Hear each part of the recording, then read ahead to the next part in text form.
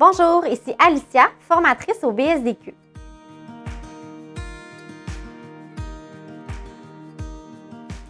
La fonction demande J7 permet d'accepter ou de refuser de transmettre une soumission à l'entrepreneur destinataire suite à une demande selon l'article J7 du Code de soumission. Lorsqu'un entrepreneur destinataire accepte un soumissionnaire à la suite d'une demande J7, un courriel d'avis est envoyé mentionnant « Le nom de votre entreprise a été sélectionné dans le cadre d'une demande J7 et votre soumission est demandée. Vous pouvez rendre votre soumission disponible dans les délais prévus et selon la procédure établie par le BSDQ pour l'utilisation de la TES. » Il est possible d'accepter ou de refuser de transmettre la soumission. Pour ce faire, sélectionnez la fonction « Demande J7 » puis l'action « Trouver ». Un formulaire de recherche s'affiche. Il est possible de rechercher la demande selon les critères suivants.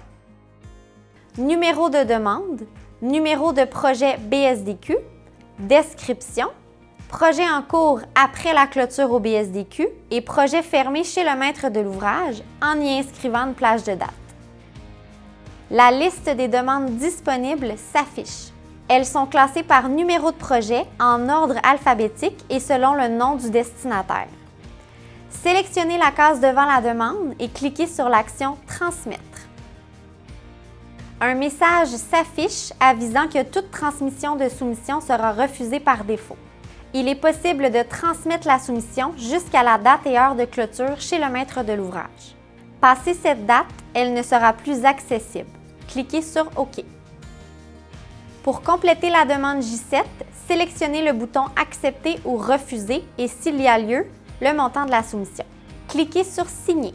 Un message de rappel s'affiche. Voulez-vous vraiment signer cette liste de soumissions? Cliquez sur « OK ». Un résumé de la transaction s'affiche. Inscrire le mot de passe à titre de signature électronique, puis cliquez sur « Signer ». Un message de rappel s'affiche. Voulez-vous vraiment signer cette liste de soumissions? Cliquez sur « OK ».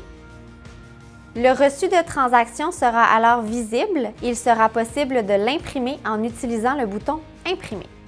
Le reçu est également envoyé par courriel aux usagers de l'entreprise selon leur profil. Dans le bas du reçu, le bouton « Retourner à la liste des demandes » permet de retourner à la liste des demandes J7.